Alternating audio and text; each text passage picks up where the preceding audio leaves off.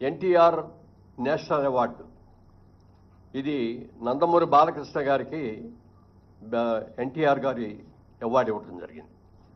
అలాగే జయరాజ్ గారు, పైడి జయరాజ్ గారు అని మన తెలంగాణ నుంచి వెళ్ళిన వ్యక్తే, హిందీ సినిమాల్లో చాలా సినిమాల్లో హీరోగా యాక్ట్ చేసినట్టు వ్యక్తి.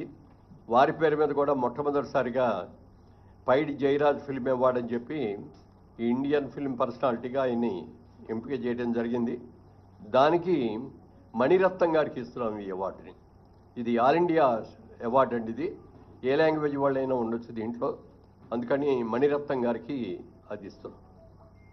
Next BN Reddy film award for Telugu film director Shri Sukumar, ఆయన బెస్ట్ డైరెక్టర్.